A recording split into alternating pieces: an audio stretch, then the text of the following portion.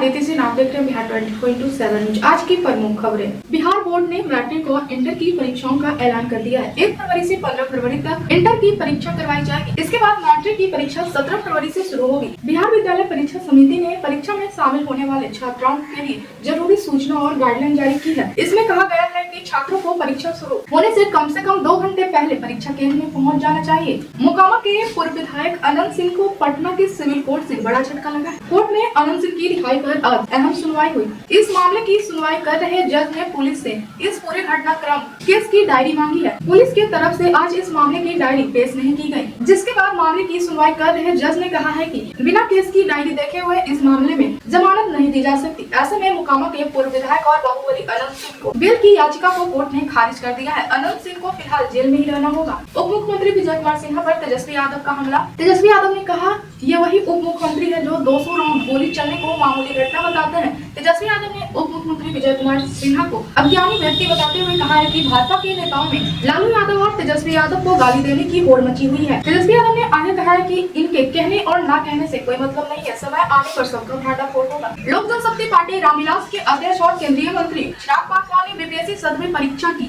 मामले में नीतीश सरकार को कटघरे में खड़ा कर दिया है। चिराग पासवान ने बीपीएससी परीक्षा को लेकर कहा है कि बीपीएससी परीक्षा में धांधली हुई है, इसमें कोई शक नहीं है। चिराग पासवान का ये स्टैंड बिहार सरकार और एनडीए में शामिल बीजेपी जेडीयू पार्टियों से साफ अलग है। केंद्रीय मंत्री चिराग पासवान ने कहा है कि बीपीएससी परीक्षा पर आयोग और सरकार का जो स्टैंड है वह कबूल नहीं है। ये लाखों बच्चों के भविष्य को प्रभावित करेगा। ऐसे में अगर बच्चे मांग कर रहे हैं कि पूरी परीक्षा रद्द करवा के फिर से एग्जाम कराया जाए, तो वे कौन सी गलत मांग कर रहे हैं। मैं उनकी मांग को पुरजोर समर्थन करता हूँ। फिर से बीपीएससी परीक्षा कराई जानी चाहिए। रेल मंत्री अश्विनी वैष्णव ने कहा, महाकुंभ से आने वाले श्रद्धालुओं के लिए कल 364 ट्रेन पूरी रात लगातार चलती रही। पूरी टीम पूरी रात वॉर रूम में रही और राज्य सरकार के साथ समन्वय में काम करती रही। सरकार ने 31 दिसंबर 2024 तक सभी लाभार्थियों के लिए ई-केवाईसी अनिवार्य किया था। इसके बावजूद लाखों लोग ई-केवाईसी नहीं करवा पाए हैं। ऐसे में अब सरकार ने ई-केवाईसी कराने का टाइम 3 महीनों के लिए बढ़ा दिया है। सरकार की तरफ से इसके लिए अब 31 मार्च 2025 तक का डेडलाइन तय की गई है। अगर इसके बावजूद भी लाभार्थी राशन कार्ड का ई-केवाईसी नहीं करवाएंगे तो उनका नाम राशन कार्ड से काट दिया जाएगा। झारखंड के मुख्यमंत्री हेमंत सोरेन ने भारतीय महिला हॉकी टीम के कप्तान ओलंपिक सलीमा और ओलंपिक निक्की प्रधान को खरगोन में 3750 वर्ग फीट जमीन के कागजात सौंपे। साथ ही झारखंड के मुख्यमंत्री हेमंत सोरेन ने यह भी घोषणा की है कि अपने वादे के अनुसार घर बनाने के लिए दोनों खिलाड़ियों को 25-25 लाख रुपए भी सरकार की ओर से दी जाएगी। झारखंड के स्वास्थ्य मंत्री डॉक्टर इरफान अंसारी ने राज्य में गुटखे और नशीले दवाओं के बढ़ते प्रचलन पर सख्त कार्रवाई का निर्देश दिया है। स्वास्थ्य मंत्री ने कहा है कि झारखंड में सादा पान मसाला भी प्रतिबंधित किया जाएगा, क्योंकि इसके नाम पर दुकानों में खुलेआम गुटखे बेचे जा रहे हैं। मंत्री ने स्पष्ट किया है कि गुटखा और तंबाकू उत्पादों के सेवन से झारखंड के युवाओं शारीरिक और मानसिक रूप से कमजोर हो रहे हैं। उन्होंने कहा है कि सरकार किसी भी सूरत में यह बर्दाश्त नहीं करेगी कि राज्य के युवा नशे के गिरफ्त में जाए। बिहार में अब ड्राइविंग लाइसेंस पाने के लिए काफी मशक्कत करनी पड़ेगी। मार्च से बिहार के सभी जिलों में ड्राइविंग लाइसेंस पाने के लिए टेस्टिंग ट्रक पर टेस्ट देना होगा। वर्तमान समय में यह सुविधा सिर्फ पटना और औरंगाबाद में लागू है, लेकिन जल्द ही इसे बाकी के सभी जिलों में शुरू कर दिया जाएगा। इसको लेकर तैयारी कर ली गई है। सभी आवेदकों को ऑनलाइन और फिर सीसीटीवी कैमरे के निगरानी में टेस्ट देना पड़ेगा, जिसमें यातायात नियमों की जानकारी के साथ गाड़ी चलाना आता होगा, वही ड्राइविंग लाइसेंस बनवा सकेंगे। आपको बता दें कि पहले चरण में आपको अपने वाहन की जांच करनी होगी। इसमें हेडलाइट, ब्रेक लाइट और टायर जैसी जांच शामिल है। इसके बाद आपको ड्राइविंग टेस्ट देने होंगे। इसमें आपको विभिन्न सड़क परिस्थितियों में ड्राइविंग करनी होगी, जैसे में सीधी सड़क, मोड़ और ट्रैफिक सिग्नल। टेस्ट के दौरान आपको यातायात नियमों का पालन करना होगा, जैसे कि स्पीड लिमिट, ट्रैफिक सिग्नल और पेडेस्ट्रियन क्रॉसिंग। आपको अपने वाहन को नियंत्रित करने की क्षमता देखनी होगी, जैसे कि ब्रेक लगाना, एक्सीलरेटर दबाना और स्टीयरिंग करना। टेस्ट के दौरान आपको सुरक्षा उपायों का पालन करना होगा, जैसे कि सीट बेल्ट पहनना और मोबाइल फोन का उपयोग न करना। जो इन दोनों योग्यताओं को पूरा करेगा उन्हें ड्राइविंग लाइसेंस मिलेगा। मौनी अमावस्या पर महाकुंभ मेले में मची भगदड़ की जानकारी देते हुए सीएम योगी आदित्यनाथ का गला भर आया। आंखों में आंसू साफ दिख रहे थे, वो भावनाओं पर काबू नहीं कर सके। योगी आदित्यनाथ ने महाकुंभ में हुई भगदड़ को दुर्भाग्यपूर्ण हादसा बताया। उन्होंने कहा है कि संगम तट पर हुई इस हादसे में जान गंवाने वाले प्रत्येक मृतक के परिवार को 25-25 लाख रुपए की आर्थिक सहायता प्रदान की जाएगी। मुख्यमंत्री ने घोषणा की है कि इस मामले की और न्यायिक आयोग समय सीमा के भीतर अपनी रिपोर्ट राज्य सरकार को सौंपेगा। उन्होंने मुख्य सचिव और डीजीपी को प्रयागराज भेजने के निर्देश दिया ताकि आगे के स्नान और व्यवस्थाओं की समीक्षा की जा सके। समाजवादी पार्टी के प्रमुख अखिलेश यादव ने कहा, अगर सरकार के इंतजाम अच्छे होते तो महाकुंभ में यह दुर्घटना नहीं होती। जो हुआ उसकी जिम्मेदारी सरकार की है। मैं पीड़ित से मिलने नहीं जाऊंगा, क्योंकि अगर मैं वहां गया तो भाजपा के लोग हम पर आरोप लगाएंगे कि हम यहाँ राजनीति कर रहे हैं। मुख्यमंत्री नीतीश कुमार के बेटे निशांत की राजनीति में एंट्री को लेकर तरह तरह के कयास लगाए जा रहे हैं। विपक्ष से लेकर सत्ताधारी दल के नेता निशांत की राजनीति में आने के स्वागत कर रहे हैं। इसी बीच पूर्व सांसद आनंद मोहन का बयान आया है निशांत को लेकर। पूर्व सांसद आनंद मोहन ने कहा है कि निशांत एक युवा लड़का है और हम दूसरी पीढ़ी के युवा सदस्यों का स्वागत करते हैं। जरूरत इस बात की है कि जनता उन्हें स्वीकार करे। अगर जनता उसे स्वीकार करती है तो कोई समस्या नहीं है। दिल्ली विधानसभा चुनाव की तारीख जैसे जैसे नजदीक आ रही है, राष्ट्रीय राजधानी में राजनीतिक सरगर्मी बढ़ रही है। इसी बीच दिल्ली पुलिस ने कार्रवाई की। दिल्ली चुनाव से पहले एक गाड़ी से भारी मात्रा में कैश और शराब बरामद। पंजाब भवन के सामने खड़ी थी गाड़ी जिस पर पंजाब सरकार लिखा हुआ था। दिल्ली पुलिस बोली गाड़ी से आम आदमी पार्टी के पर्चे मिले। वीडियो सामने आते ही दिल्ली बीजेपी अध्यक्ष वीरेंद्र सचदेवा और सांसद सुधांशु त्रिवेदी ने केजरीवाल और राहुल गांधी पर निशाना साधा है। उन्होंने राहुल गांधी और केजरीवाल के बयान को आधार बताते हुए कहा है कि दिल्ली का शराब घोटाला और नेशनल हेराल्ड घोटाला भारतीय राजनीति के इतिहास के सबसे बड़े घोटालों में से एक है। आम आदमी पार्टी के सांसद संजय सिन्हा ने कहा, इसमें आरोप लगाने जैसा कुछ नहीं है, सब कुछ साफ है। भाजपा ने दिल्ली में फर्जी नेम प्लेट वाली कार रखी। उन्होंने उस कार में आम आदमी पार्टी के प्रचार सामग्री, नकदी और शराब रखी और उसे पंजाब भवन के सामने खड़ा कर दिया। ड्राइवर का कहीं पता नहीं चल पाया है। पंजाब पुलिस ने कार नंबर प्लेट और मालिक का पता लगा लिया है। वे अपनी घटिया राजनीति के लिए एक सेना अधिकारी और एक राज्य सरकार को बदनाम कर रहे हैं।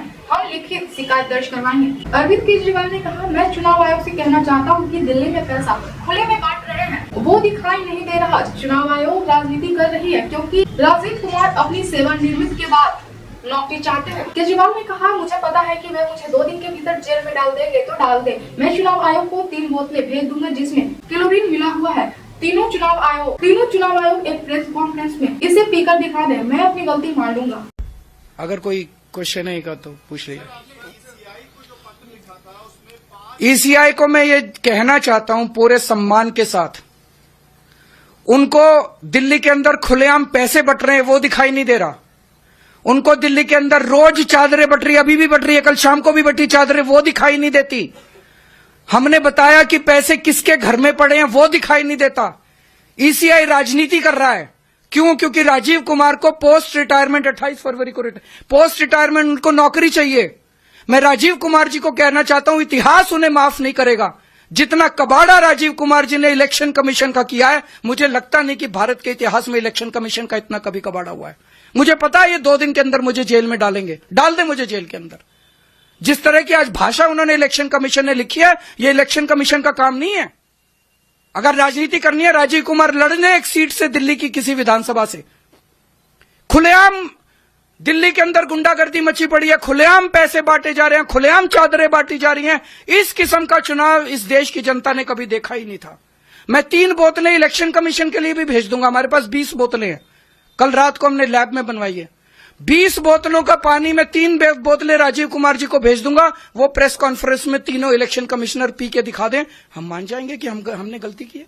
दिल्ली विधानसभा चुनाव पर केंद्रीय मंत्री गिरिराज सिंह ने कहा, दिल्ली चुनाव में विजय अरविंद केजरीवाल का झूठ बोलना है। उन्होंने वादे को पूरा नहीं किया। इतने सालों में वह एक भी काम नहीं बता सकते। झूठ इस कदर बोलने लगे हैं कि उन पर तो मुकदमा भी चलना चाहिए, क्योंकि उन्होंने कहा है कि हरियाणा की सरकार जहर मिलाकर पानी में छोड़ रही है। महज वोट के लिए और सत्ता के लिए बिना साक्ष्य के इतने बड़े आरोप लगाना, इस पर केस होना चाहिए। लेकिन वह कुछ नहीं कर रहे। 8 तारीख को जब परिणाम आएंगे तो दिल्ली में इनकी सरकार जाना तय है और बीजेपी की सरकार बनेगी।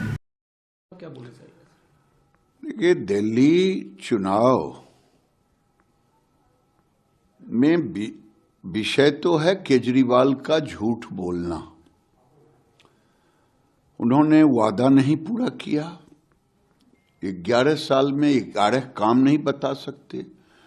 उन्होंने जितने कामों को गिनाया, मोहल्ला क्लिनिक, स्कूल, सारे फेल हैं। उसने एक ही काम किया, शराब घोटाला, वोट घोटाला, रोहिंग्या और बांग्लादेशियों को वोटर बनवाया। और झूठ इस कदर बोला कि हद से ज्यादा। इस पर तो मुकदमा भी चलनी चाहिए, क्योंकि इन्होंने कहा कि हरियाणा की सरकार जहर मिला करके पानी को छोड़ रहा था। ये तो हमारे लोगों ने साक्ष्य देनी चाहिए। साक्ष्य के बगैर इतना बड़ा इल्जाम लगाना, महज वोट के लिए, सत्ता के लिए झूठ की खेती, इसे इस बार इसको केस भी होनी चाहिए। जेल जाने से तो इनको डर है नहीं। शराब घोटाले में घोटाला किया, दारू और दवा दोनों का घोटाला किया। लेकिन चाहे कितना भी कर ले, दिल्ली में 8 तारीख को जब रिजल्ट निकलेगा तो इनकी सरकार जाना तय है। जनता ने मन बना लिया है और भारतीय जनता पार्टी की सरकार बनेगी। सरकार बनेगी। हेमंत बिश्व शर्मा गए हैं दिल्ली में प्रचार करने, आए हैं दिल्ली के प्रचार में। मैं हेमंत बिश्व शर्मा ने जैसे आसाम में बांग्लादेशी घुसपैठियों को निकालने का काम किया, रोहिंग्या को निकालने का काम किया, योगी जी कर रहे हैं, उत्तराखंड के मुख्यमंत्री कर रहे हैं। अगर दिल्ली में हमारी सरकार बनेगी तो दिल्ली में भी रोहिंग्या और बांग्लादेशी मुसलमानों को निकाला जाएगा, चाहे उसके लिए केजरीवाल हों या ओवैसी हों या राहुल हों।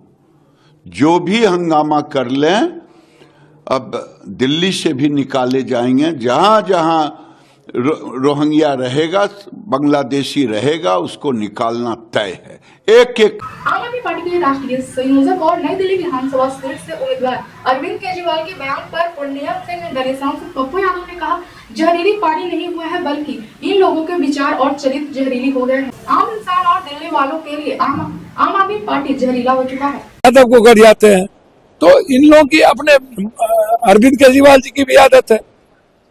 पंजाब जाएंगे तो दिल्ली वाले को कर जाएंगे, दिल्ली आएंगे तो पंजाब और हरियाणा वाले को कर जाएंगे, हरियाणा जाएंगे तो पंजाब और दिल्ली वाले को कर जाएंगे।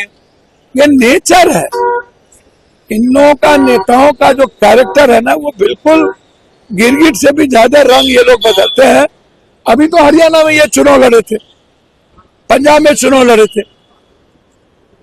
जहरीला पानी नहीं हुआ, इन लोग का जहरीला विचार हो गया, जहरीला चरित्र हो गया, जहरीला चिंतन हो गया। और आम आदमी के लिए, कॉमन आदमी के लिए, दिल्ली वालों के लिए आम आदमी पार्टी जहरीला हो चुका है।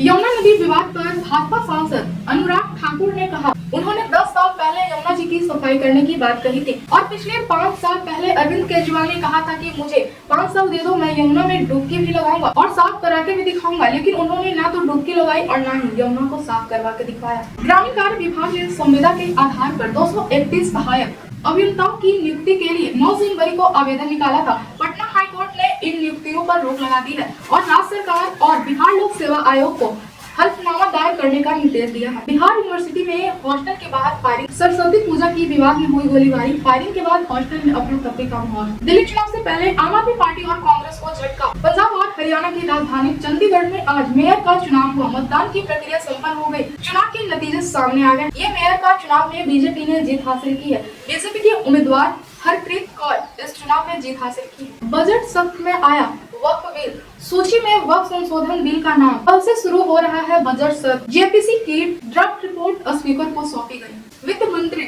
निर्मला सीतारमण 1 फरवरी को देश और आम बजट पेश करेंगी। यह मोदी सरकार की तीसरी कार्यकाल का दूसरा और निर्मला सीतारमण का 8वां बजट भाषण होगा। चुनाव आयोग ने अरविंद केजरीवाल को यमुना के पानी में जहर मिलाने के बयान को साबित करने के लिए नोटिस भेजा है। 19 जनवरी को जवाब मिलने पर आयोग संतुष्ट नहीं हुआ। आयोग ने केजरीवाल को 31 जनवरी तक का आवश्यक सबूत के साथ जवाब दाखिल करने के लिए एक और अवसर दिया है। बिहार में ठंड का प्रकोप लगातार जारी है। दिन में धूप निकलने से लोगों को थोड़ी राहत जरूर मिली है, लेकिन मौसम विभाग के अनुसार पछुआ हवा के चलते अगले 2 दिनों में तापमान में फिर से गिरावट देखने को मिल सकती है। खासकर आज प्रदेश में ठंड का असर ज्यादा महसूस किया जाएगा। दिन में धूप निकलने के बावजूद पछुआ और ठंड बनाए रखेगी। खासतौर पर सुबह और रात के समय तापमान में गिरावट होगी। मौसम विभाग ने लोगों को सुबह और रात के समय में विशेष सतर्कता बरतने की सलाह दी है। वाहन चालक को फॉगलाइट का इस्तेमाल करने और धीमी गति से वाहन चलाने की हिदायत दी गई है। वहीं बुजुर्ग और बच्चों को ठंड से बचाने के लिए गर्म कपड़े पहनाने की सलाह दी गई है। ऐसी खबरों के लिए बने रहिए बिहार 24/7 न्यूज़ के साथ।